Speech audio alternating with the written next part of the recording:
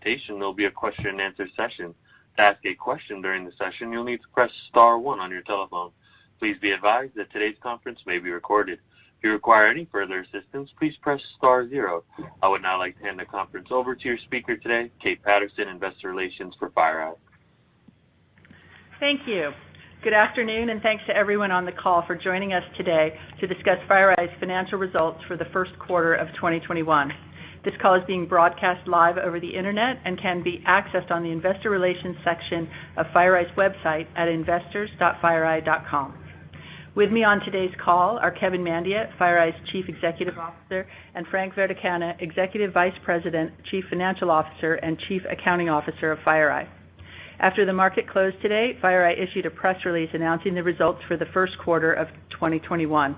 Before we begin, let me remind you that Fireeye's management will make forward-looking statements during the course of this call, including statements relating to Fireeye's guidance and expectations for certain financial results and metrics, Fireeye's priorities, initiatives, plans, and investments, drivers and expectations for growth and business transformation, the expansion of Fireeye's products, subscriptions, and services, and expectations, benefits, capabilities, and availability of new and enhanced offerings, market opportunities, and go-to-market strategies. These forward-looking statements involve a number of risks and uncertainties, some of which are beyond our control, which could cause actual results to differ materially from those anticipated by these statements. These forward-looking statements apply as of today, and you should not rely on them as representing our views in the future, and we undertake no obligation to update these statements after the call. For a detailed description of the risks and uncertainties, please refer to our SEC filings as well as our earnings release posted an hour ago. Copies of these documents may be obtained from the SEC or by visiting the Investor Relations section of our website. Additionally, certain non-GAAP financial measures will be discussed on this call. We have provided reconciliations of these non-GAAP financial measures for the most directly comparable GAAP financial measures in the Investor Relations section of the website, as well as in the earnings release. And finally, I'd like to point out that we have posted supplemental slides and financial statements on the Investor Relations section. With that, I'll turn the call over to Kevin.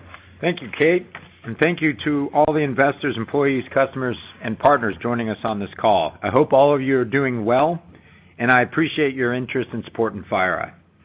We executed well against our plan and exceeded our guidance ranges for all key financial metrics during the first quarter. During the quarter, two themes emerged to me. First, Fireeye has made the turn in our transformation, and second, the need for our frontline expertise and intelligence is accelerating. Let me speak briefly about these two themes before I turn to the first quarter highlights and how we are innovating to meet the vast opportunities that are in front of us. First, in regards to making the turn, we are seeing an ongoing mix shift in billings, revenue, and ARR to the faster-growing, more strategic areas of our business. In 2016, approximately 61% of the Fireeye business was tied to our on-premise sandbox technology reported as product and product-related subscriptions, and this category was seeing billings decline in double digits by the first quarter of 2016. In the first quarter of 2021, our strategic platform, cloud subscription, and managed services category combined with our professional services to grow 46% year-over-year in billings and represented 69% of our total billings. And this is evidence of the turn we have made with our portfolio. And second, our technology, threat intelligence, and expertise has never been in more demand. During the first quarter, organizations faced a complex and hostile threat environment, implants in the supply chain, zero-day exploits impacting popular products, and an onslaught of ransomware and extortion occurred. As the threat environment escalates, conventional safeguards are not effective at reducing risk. However, coupled with our expertise and intelligence, commonly used safeguards can adapt faster to the threats and protect customers far more effectively. Therefore, we continued innovating at speed to embed our threat intelligence and expertise into Fireeye products, as well as the Mandiant Advantage platform. Now let me discuss some first quarter highlights. Team Fireeye delivered a strong first quarter. In addition to our financial performance, we continued to transform our business. Our mix of the platform, cloud subscription, and managed services category combined with our professional services grew from 56% of our total billings in the first quarter of 2020 to 69% of our total billings in the first quarter of 2021. This substantial mix shift is a testament to the efforts and progress we have made with our transformation. We also saw this trend in mix shift with respect to revenue and ARR. Our mix of revenues in our platform cloud subscription and managed services category combined with professional services grew from 53% of our revenues in the first quarter of 2020 to 61% in the first quarter of 2021. And our mix of ARR grew from 49% to 55% respectively. In short, I believe our mix is moving in the right direction. Demand for our Mandiant expertise remained strong this quarter, resulting in 25% year-over-year revenue growth.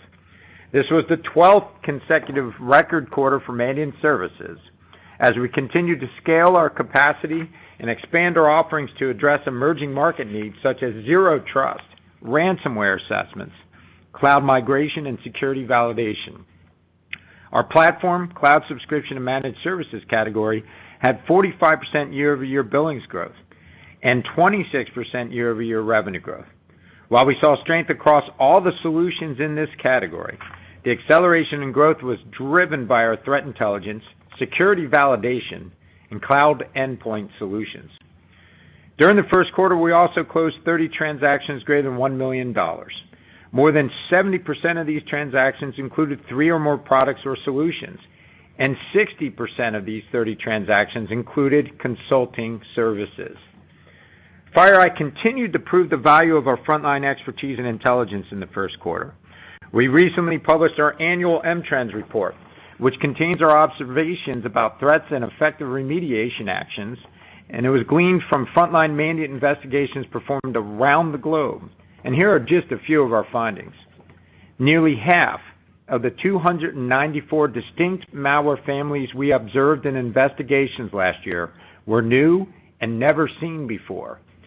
More than 80% of these new malware families were not publicly available, meaning they were privately developed and availability was restricted in some way. And 70% of all the malware families we observed were only found in a single intrusion set. These observations tell us that threat actors continue to innovate faster than the technologies customers are deploying to protect their networks and organizations are deploying to protect their networks. The attackers are learning new ways to circumvent conventional safeguards that cannot or do not learn from the front lines in a timely manner. And as a result of this, organizations are reevaluating the effectiveness of their cybersecurity investments. They are looking for strategies to implement zero trust, to protect against ransomware, to secure their cloud environments. And they want to know how security processes with XDR and how machine learning and artificial intelligence can improve their security posture. And lastly, they want to validate if they are protected from the latest attacks. This list of topics and actions aligns well with Fireeye's strengths. We have performed thousands of investigations into security incidents and considered all the various remediation activities to these incidents. And we have learned how organizations can leverage our threat intelligence and expertise to make themselves more secure. Therefore, we continue to expand our solutions to meet this need. So first, I'd like to discuss innovations with our Mandiant solutions. In the first quarter, we expanded Mandiant Advantage, our SaaS platform for security operations, by completing our integration with Respond Software, and that's the company we acquired in the fourth quarter of 2020. As Respond became another module in the Mandiant Advantage platform, we renamed it Mandiant Automated Defense and relaunched it in early April of 2021. This capability automates the discovery and investigation of alerts at machine speed. The models in automated defense are trained and continuously updated with our threat intelligence and frontline expertise. So using Mandiant Automated Defense is like having a team of Mandiant experts right there in your security operations center. Mandiant Automated Defense currently integrates with more than 70 products from other security vendors. So customers with multi-vendor environments can leverage Automated Defense to better safeguard their networks. We also integrated Automated Defense with our Fireeye network, email, and endpoint security controls, as well as with Helix. With the addition of Respond, the Mandiant Advantage now includes 3 modules: our Threat Intelligence module, our Security Validation module, and our Automated Defense module. Each of these modules are available as technology or as a managed service. Second, we expanded Mandiant Security Validation with a one-time paid service to emulate an adversary and answer the question, what is a customer's capability to defend itself against a particular threat?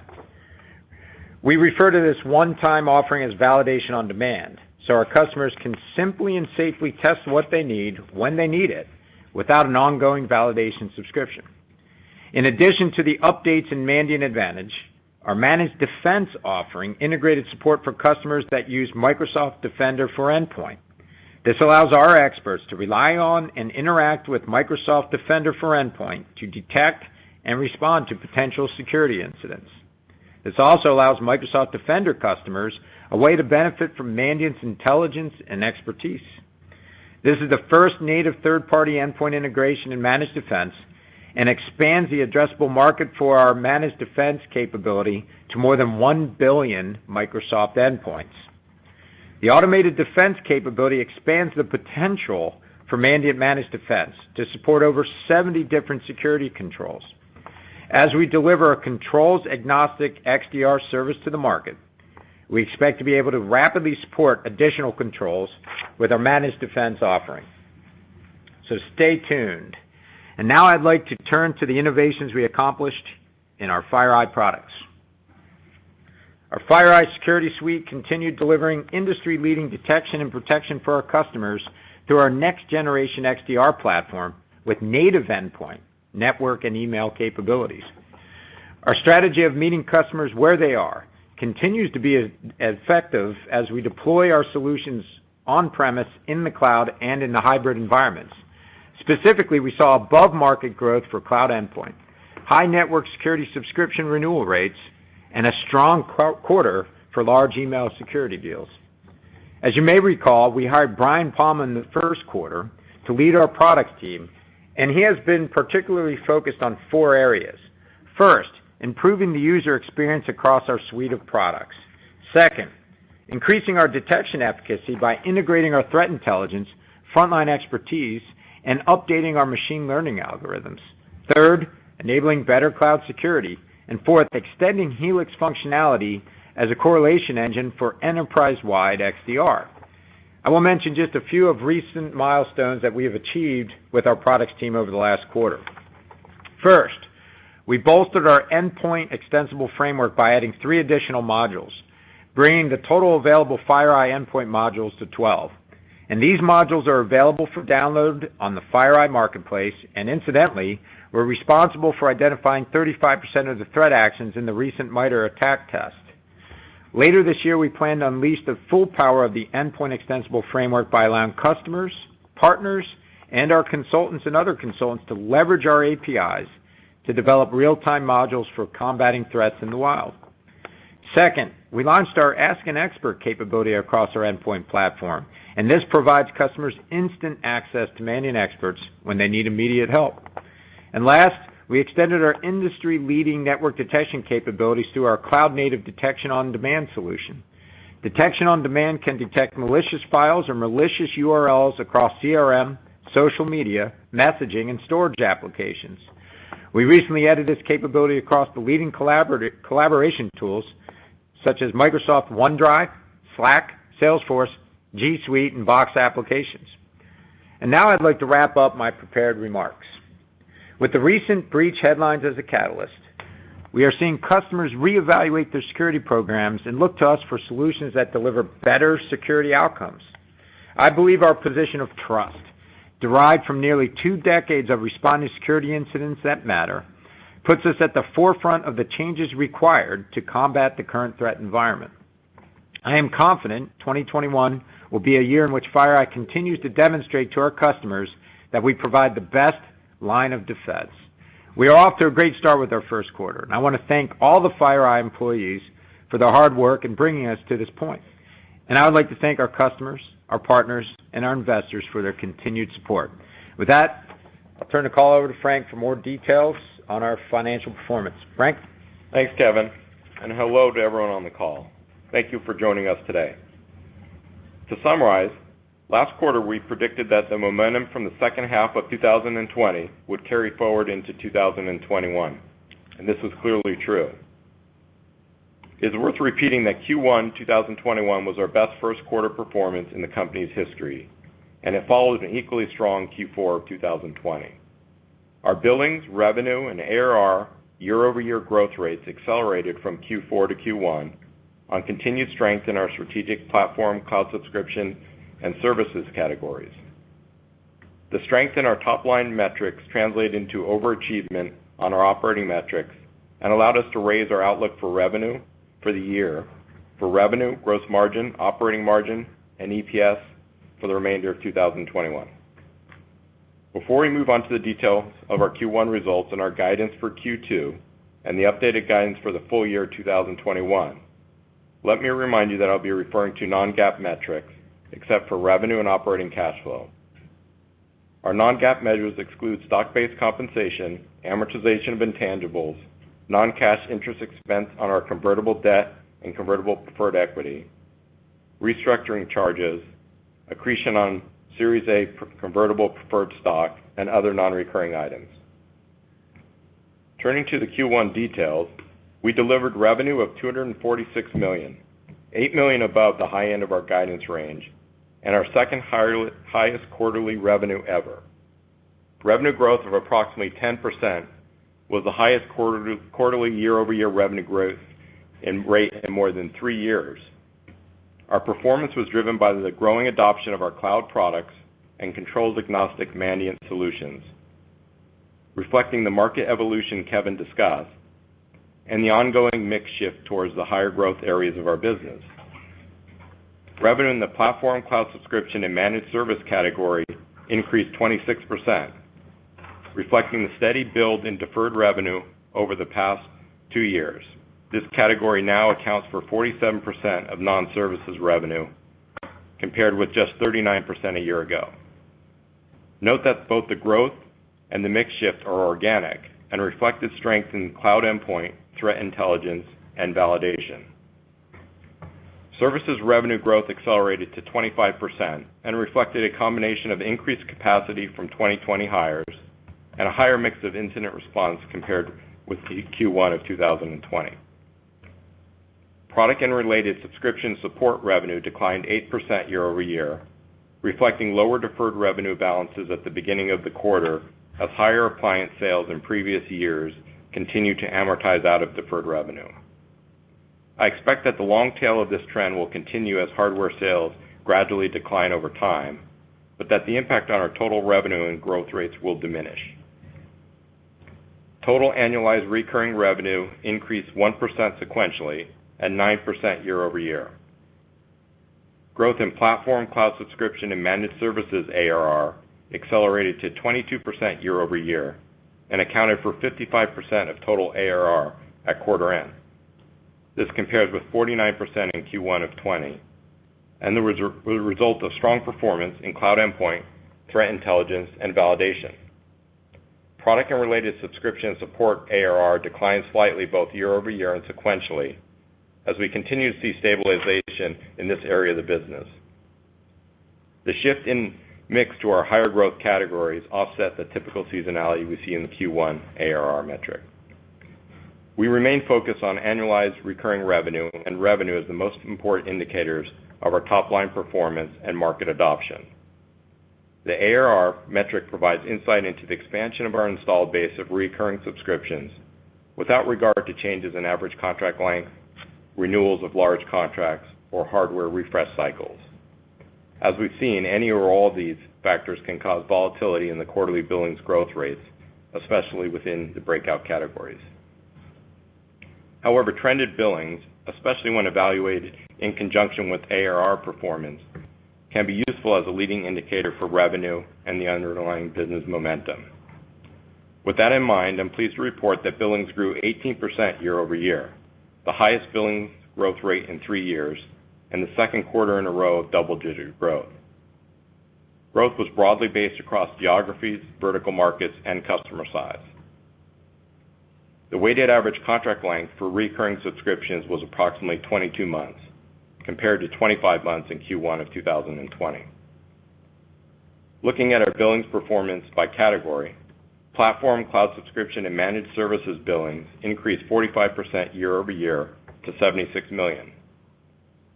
This was the second consecutive quarter of above-market growth, and it was achieved even though the average contract length declined by 2 months in that category. The Respond acquisition did not contribute materially in the quarter, so the acceleration in Q1 reflects true momentum for our cloud-based products and controls-agnostic managed solutions. Services billings grew by 47% year-over-year. Although we emphasize revenue as the best performance metric for services, the billings growth in Q1 clearly demonstrates the sustained high level of demand for our expertise. Billings for on-premise product and related subscriptions and support declined by 17% year-over-year. This reflects continued year-over-year declines in appliance hardware sales and a 4-month decline in average contract length for recurring subscriptions and support. Adjusting for the shorter ACL, the category would have declined just 6% year-over-year, better than our initial assumptions of approximately 10 to 11%. I believe our billings, revenue, and ARR performance in Q1 demonstrate the underlying strength of our business and the growing momentum for our strategic solutions and services. Before we return to margins, I would like to make a quick comment about the decline in average contract length in Q1 and our assumptions going forward.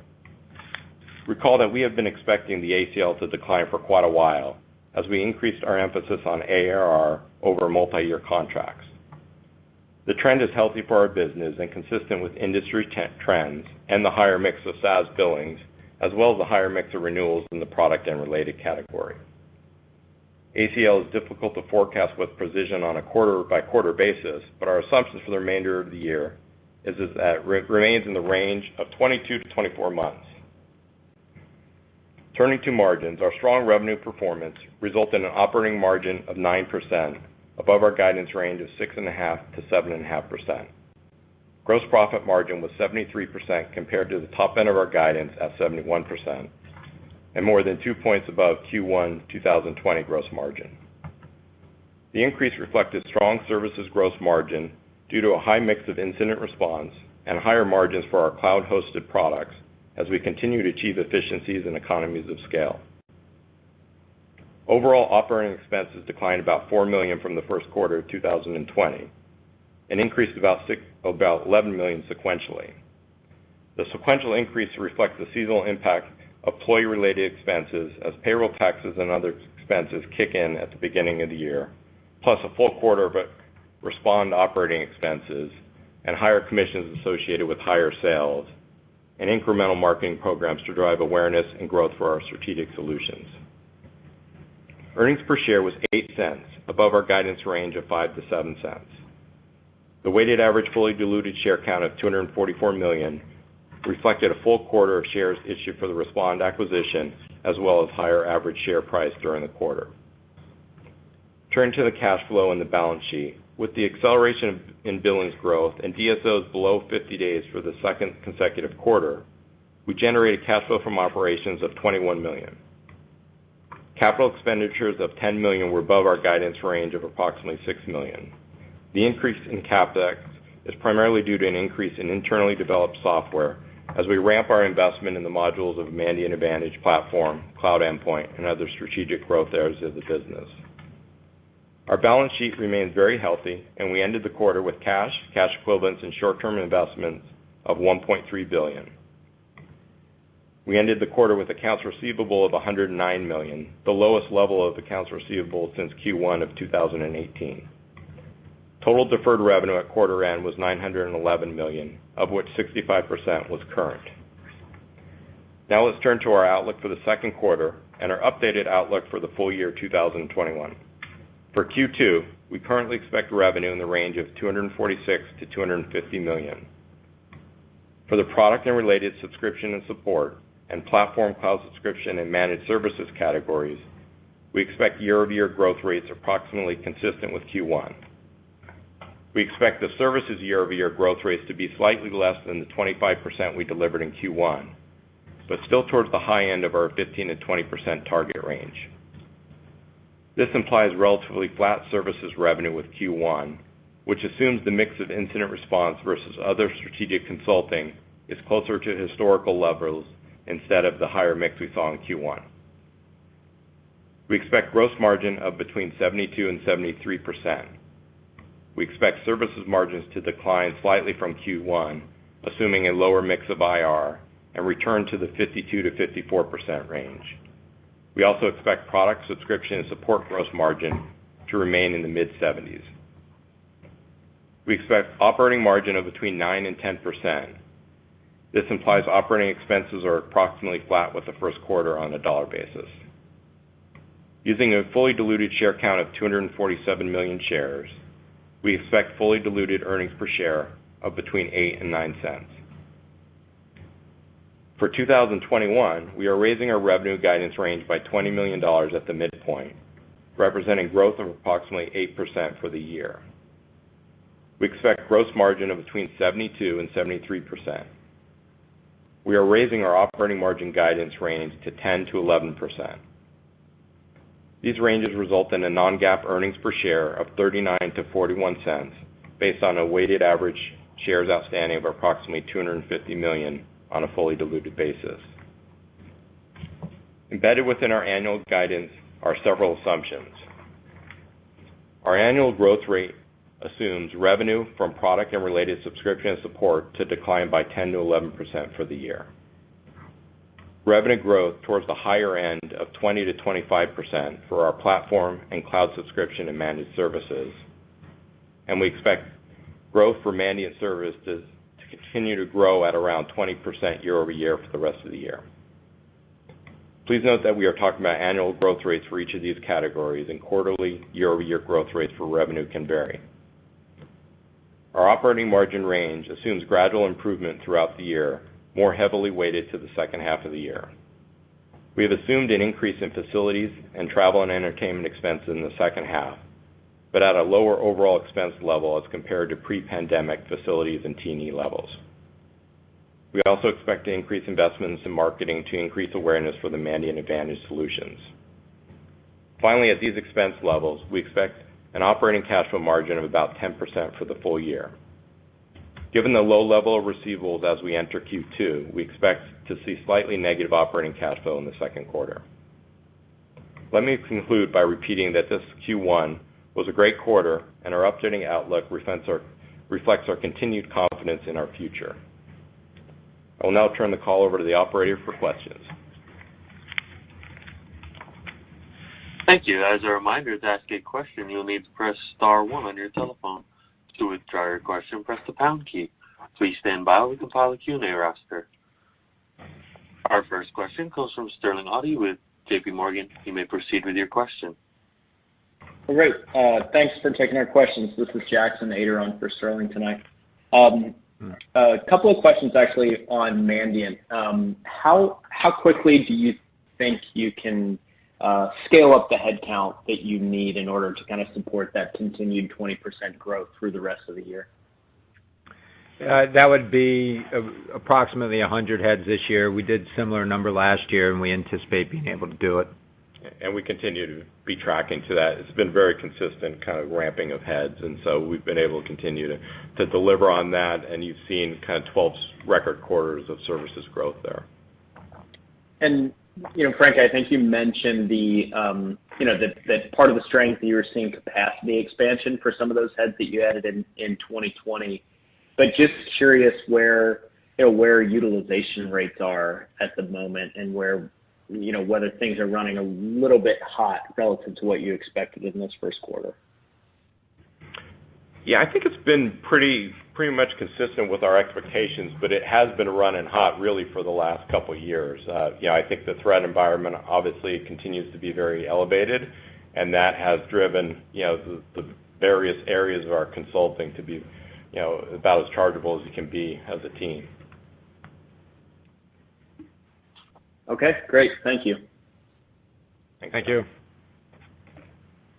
Thank you. Our next question comes from Fatima Boolani with UBS. You may proceed with your question. Good afternoon. Thank you for taking my questions. Kevin, I'll start with you. You really quantified for us how much the business has transformed on every single one of your KPIs.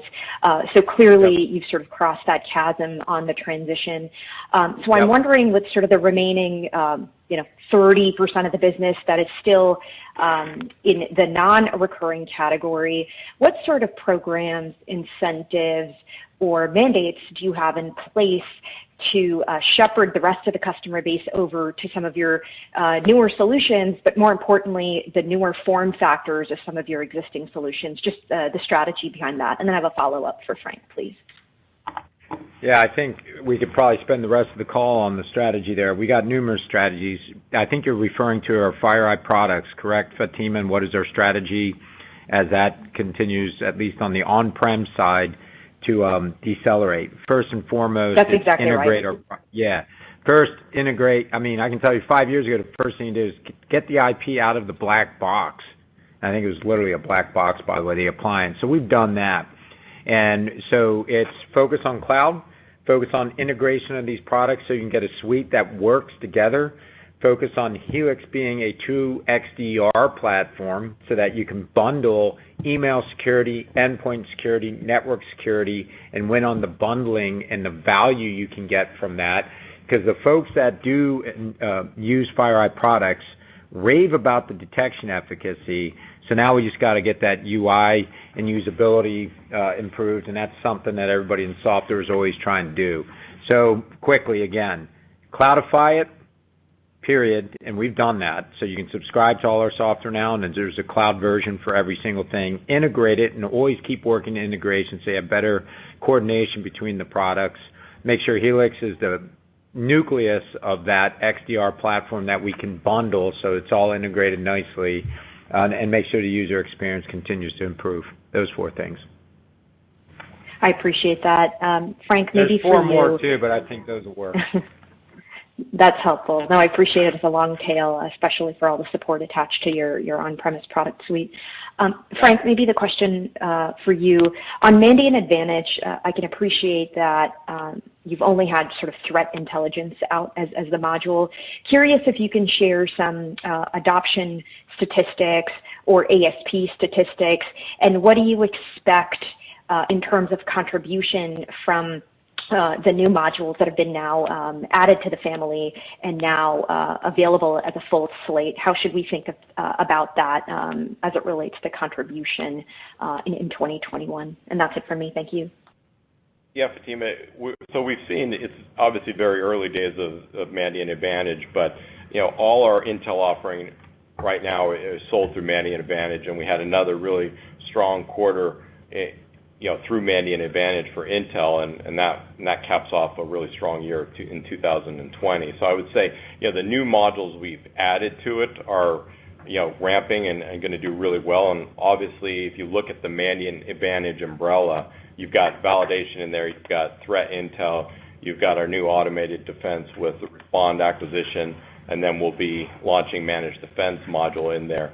Those are all high growth areas for the business, and so we're pulling it all together and tying it all together with Mandiant Advantage. So that's going to be one of the primary growth drivers of the platform cloud bucket. Fair enough. Thanks for that. Thank you, Fatima. Thank you. Our next question comes from Brian Essex with Goldman Sachs. You may proceed with your question. Great. Good afternoon, and thank you for taking the question.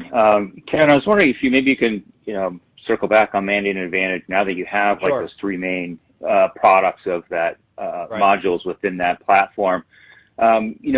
With regard to go-to-market, where are you seeing the most competition? Are these competitive displacements? Are these greenfield opportunities? And how much is driven by kind of the halo effect, if you will, of the SolarWinds attack and what you've been able to do on the back of that?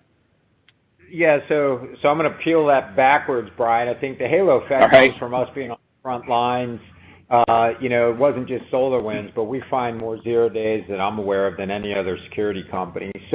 And we find them by being on the front lines responding to breaches, and as we do our investigations, we reach a point where we just don't know how the attacker broke in. So you start peeling back software, like in December it was SolarWinds, and we found an implant.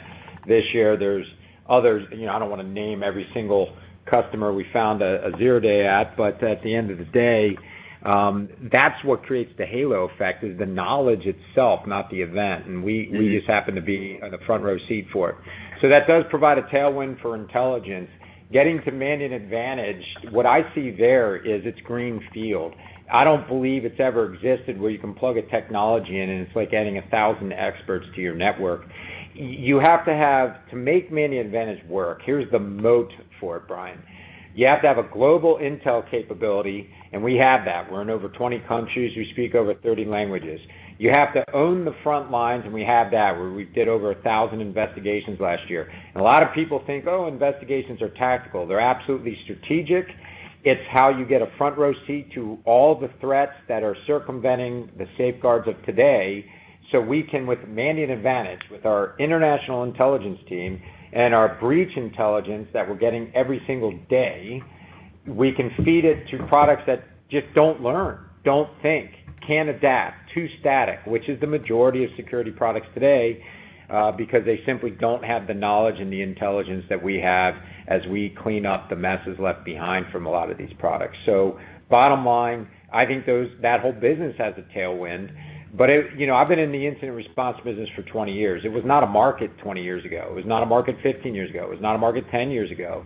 It's becoming popular now because people are starting to see the strategic value in having that knowledge. But we've been invested in that for 20 years almost. So Mandiant Advantage, the greenfield opportunity is to automate that expertise and that intel and bring it to you at machine speed. And then it's naturally related, Brian, to validation. The ability to safely test your security, safely and simply do that. You can't, if you're going to test your security, you got to do it with real threats and real knowledge. You can't just be, hey, I made software that can simulate a threat. Well, where do you get the content for it? We got the content. And so I just love the intel marries up perfectly with the validation story that we have. So finally got it all together, and then the automated defense component of Mandiant Advantage, we continue to learn with it, we continue to train it, and really it's our way of automating, finding a needle in the haystack, which we spend a lot of time doing every single day. So that's a long-winded answer, but bottom line, Mandiant Advantage provides a lot of greenfield opportunities for us. I don't think anything like this has existed in the past, because no company's done the work to have the intel, international collections capability, frontline expertise, and then the AI machine learning. Got it. That's super helpful. Maybe just to follow up on sales and marketing, maybe Frank, where are you investing now, and how much is channel versus direct, and how mature is that sales force at this point? So I think the sales and distribution is very mature, but we're investing quite a bit now in areas of, in brand awareness on the Mandiant solution side, on the Mandiant Advantage side. The other thing we're doing is investing more on inside sales, because a lot of the conversions and a lot of the pipeline build on Mandiant Advantage can be handled by an inside sales force. So I think we're seeing more leverage there, and a lot of the work that Brian's been working with the team on the product side is really to help usability, helping the products easily demo and easily deploy, which will ultimately help our channel leverage. Got it. Thank you very much, guys. I appreciate it. Thanks, Brian. Thank you. Our next question comes from Eric Suppiger with JMP Securities. You may proceed with your question. Yeah, thanks for taking the question. On the Mandiant Advantage, can you talk a little bit about ways that you're easing that into the customer base? Have you looked at using a freemium model, or how quickly is that easily integrated into the customer's environment? Right now, there is a freemium model that we have out there, and thousands of folks have taken advantage of that. And at the same time frame, all our current threat intelligence customers have been moved on to Mandiant Advantage. We only just added the validation and the automated defense, so that now with a single credential, our customers can see the unity and the true integration between all three of these modules in the platform. But that's how we've done it to date. Converted our hundreds of threat intelligence customers to it, and then we have a freemium model. And obviously our enterprise sales folks, we just had our second sales kickoff this year. It was actually last week. Because it's cloud-based software, we updated a heck of a lot faster, a couple updates every single week, even more than that sometimes. So we have to do more sales kickoffs. So we just continue to enable the team on more than a quarterly basis. So, Frank, you want to add to that? No, it's definitely a focus area for us. It's also something that we've spent more marketing dollars on because we are seeing a really nice pipeline build and really starting to see a nice conversion. And is that service lend itself more to a channel sale? Yeah, I think one of the things that we really, when we were creating Mandiant Advantage, did was really focused on making it something that can easily be deployed, easily be demoed, and easily be purchased, and purchase modules within Mandiant Advantage. So we've really worked on kind of that usability and the ease of use and ease of kind of purchasing, and I think that fits the channel really well. Very good. Thank you. Thanks, Eric. Thank you. Thank you. Our next question comes from Hamza Fodderwala with Morgan Stanley. You may proceed with your question. Hey guys, good evening, and thank you for taking my question. Just two questions on Mandiant Advantage and now Automated Defense. Curious for starters, how do you see that potentially perhaps cannibalizing kind of what was built initially vis-a-vis Helix? Like, are Helix customers, you think, over time going to be converted towards the Mandiant Automated Defense? I think that a lot of the use cases seem somewhat similar. Is Helix going to be more of a data lake that's going to underlie what you guys have here? I'm just curious on that.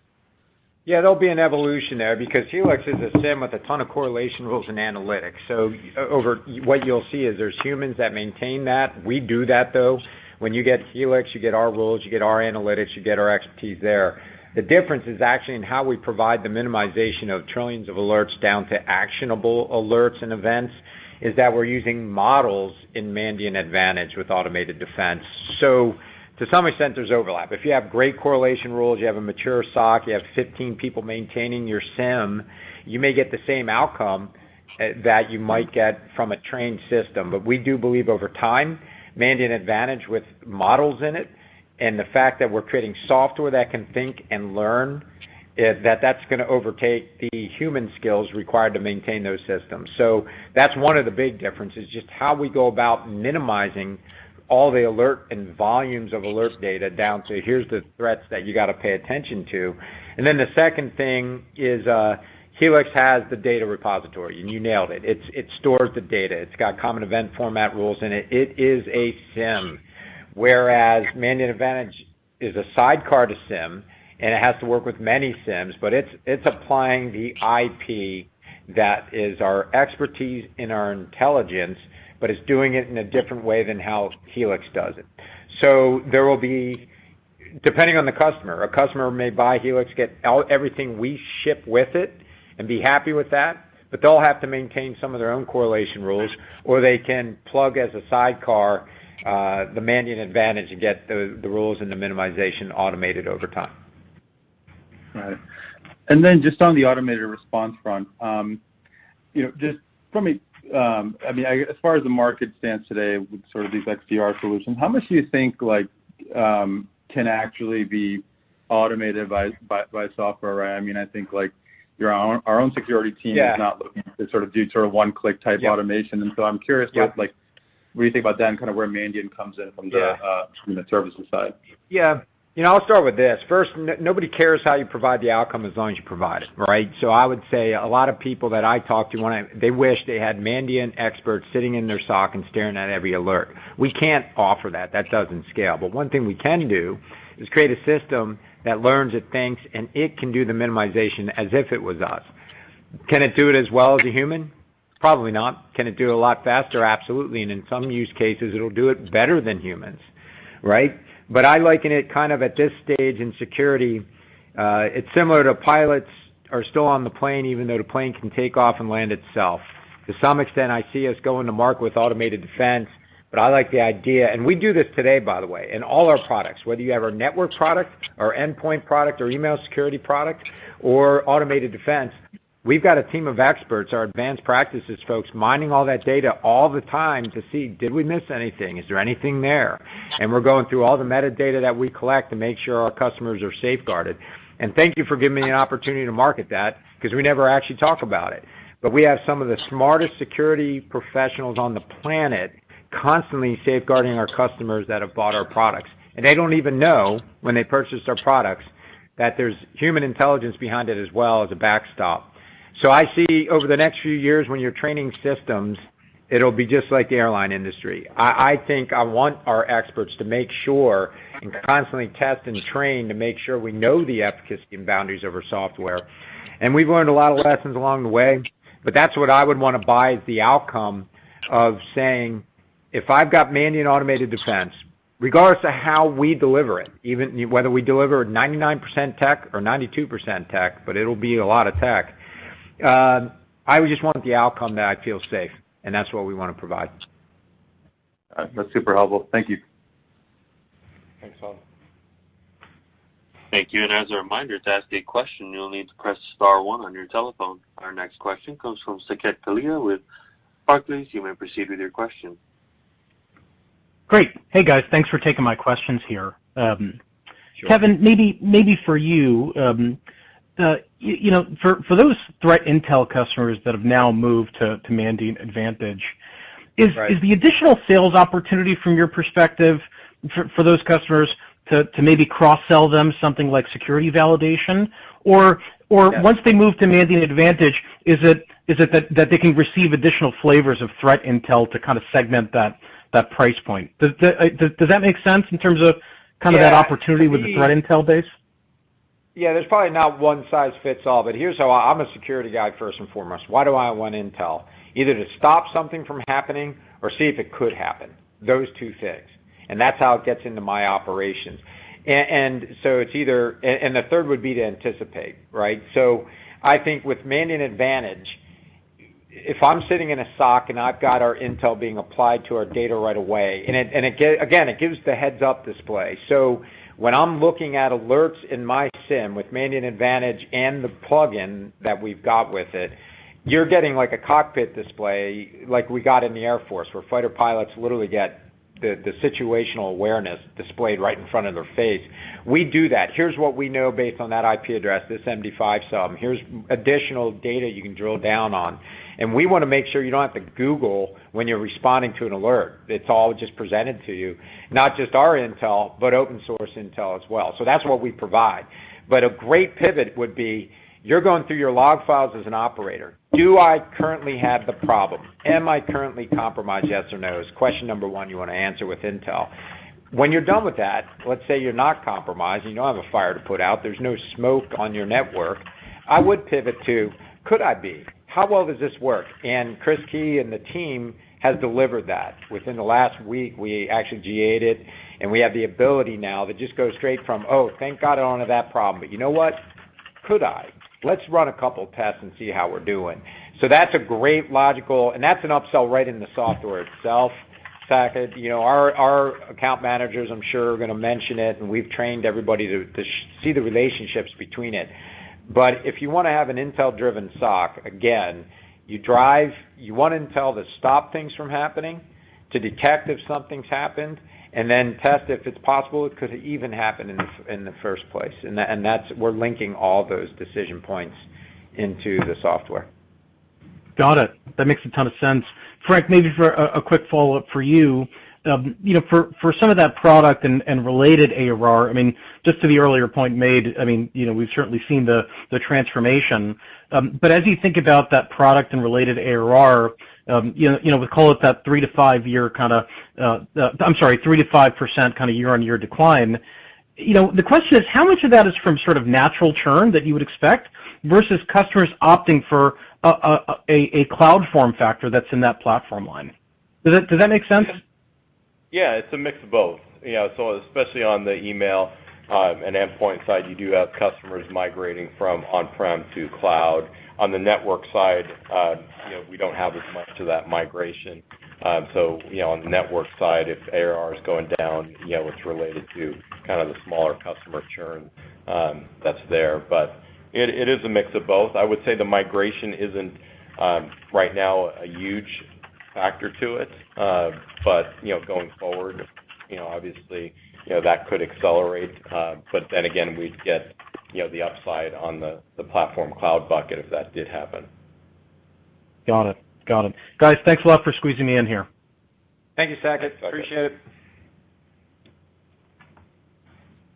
Thank you, and I'm not showing any further questions at this time. I would now like to turn the call back over to Kevin Mendia for any further remarks.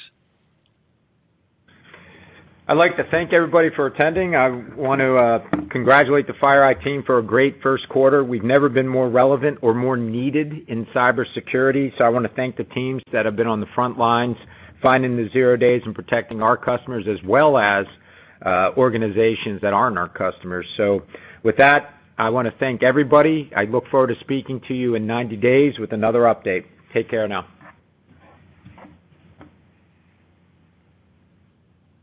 Thank you, ladies and gentlemen. This concludes today's conference call. Thank you for participating. You may now disconnect.